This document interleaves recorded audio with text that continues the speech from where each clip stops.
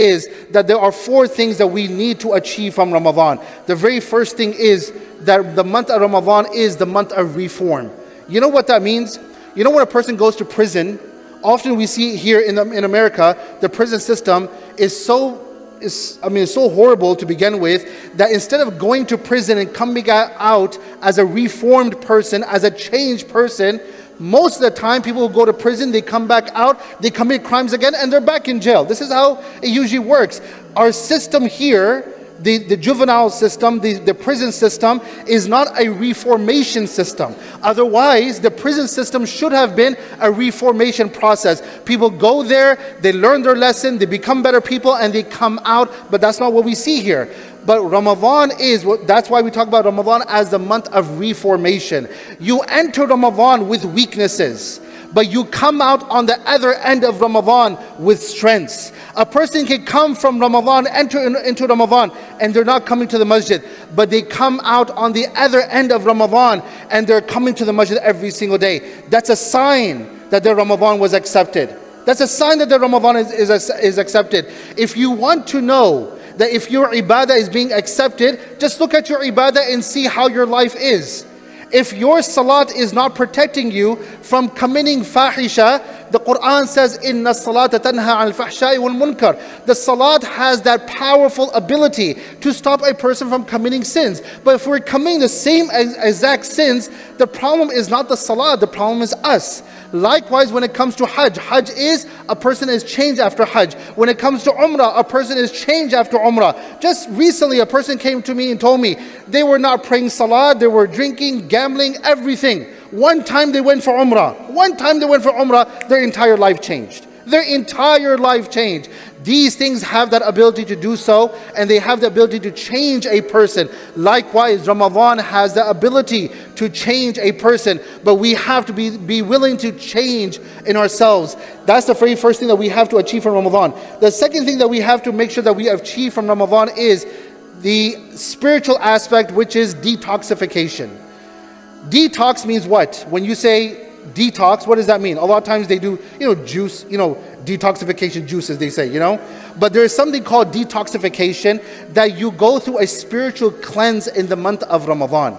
Allah subhanahu wa ta'ala, He says, قَدْ أَفْلَحَ مَنْ زَكَّاهَا. Those people who work on their spirituality, who are focused on detoxing themselves and eliminating all the bad in their heart, all the amradul qulub in their heart, and they're focused on achieving a qalbun salim, Allah subhanahu wa ta'ala says these are the people who are successful. And likewise, when it comes to so many other places in the Quran, Allah says, for example, قَدْ أَفْلَحَ الْمُؤْمِنُونَ. Those people who have iman, they are successful. He says, الَّذِينَ هُمْ فِي صَلَاتِهِمْ خَاشِعُونَ. These are the people that when they pray salat, they are concentrating. And then he says, وَالَّذِينَ هُمْ عَنِ اللَّغْوِ مُعْرِضُونَ. They are those who stay away from al-laghw. And then he says, وَالَّذِينَ هُمْ لِلزَّكَاةِ فَاعِلُونَ.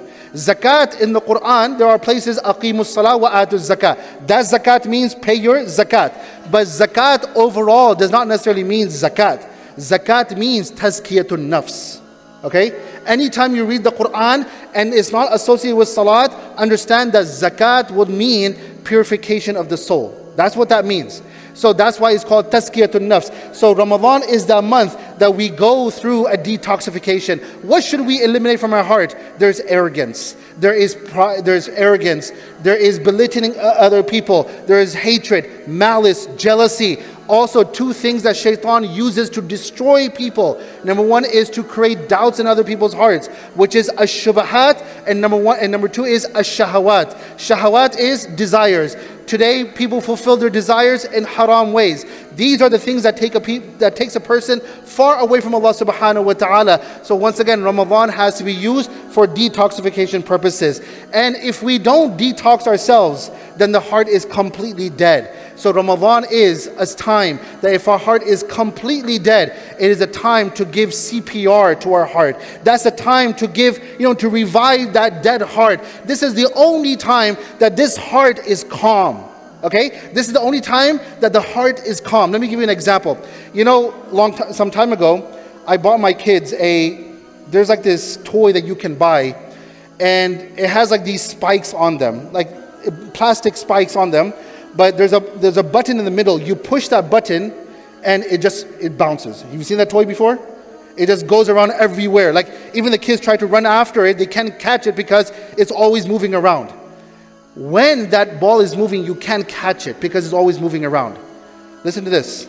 A heart that is always changing, it's hard to tame that kind of heart, right?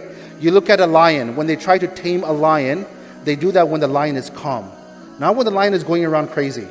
Likewise, when the heart is calm, then you're able to tame that heart. When the heart is calm, you're able to take control over that heart. The only time of the year when the heart is calm is the month of Ramadan. Okay? The time of the year when you can control that heart, take control of that heart, that time of the year is the month of Ramadan. So if the heart is dead, this is the time to revive. And finally, the month of Ramadan is the month of the Quran. This is the month of the Quran. And I will say one thing about the Quran is, first of all, the Quran makes it very clear. Shahru Ramadan. There's only one place in the Quran, where Allah talks about Ramadan, and that is in Surah Al-Baqarah. He says, Shahru Ramadan alladhi unzila fihi al-Quran. That this is the month where the Quran was revealed. And by the way, the ulama, they say, Shaykh Sha'rawi rahmatullahi alayhi, he says very beautifully in his tafsir, Allah could have called and referred to the Quran here in this ayah as anything. Allah could have said, Shahru Ramadan alladhi unzila fihi kitabullah.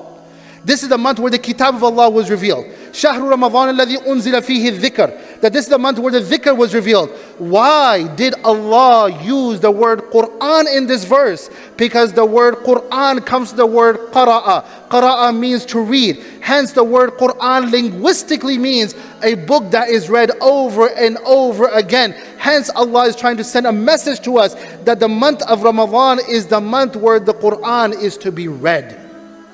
The month of the Quran, the month of Ramadan is the month where the Quran has to be read. People come to me and say that I want to come closer to the Quran, but the only way you'll come closer to the Quran is first you have to read the Quran.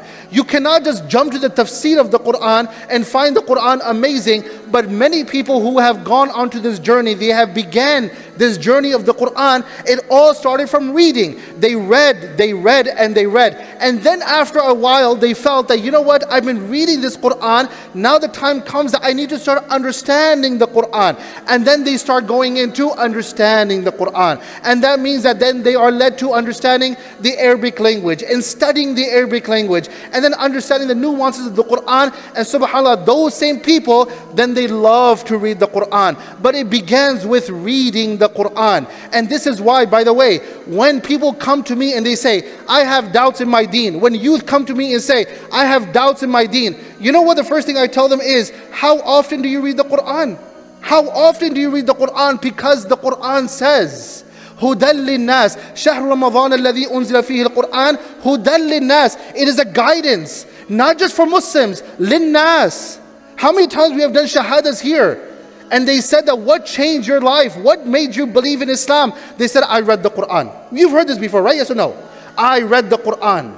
That's it. They became Muslims because they read the Quran in English, first of all. Okay? Not even in Arabic. Arabic has its own beauty to it. But they read the Quran in English. Think about how powerful the Quran is, that even when it's translated, it still has an impact on other people. So the Quran is هُدًى لِلنَّاسِ وَبَيِّنَاتٍ مِّنَ الْهُدَى. It's not only just guidance, but there is proofs of that guidance. That likewise we find when I just said, when youth come to me and they say, I have doubts in my deen, the first thing I ask them is, how often do you read the Quran? Because when you read the Quran, your doubts will be eliminated. You will start believing more in Allah subhanahu wa ta'ala. But a person says, I don't read the Quran and I have doubts. Of course you're going to have doubts. Of course there's going to be a lack in your deen because you're not reading the Quran. So that is why now that Ramadan is coming, once again, what's the first thing I said about Ramadan? Starts with the R. Reform. Second one was? Starts with a D.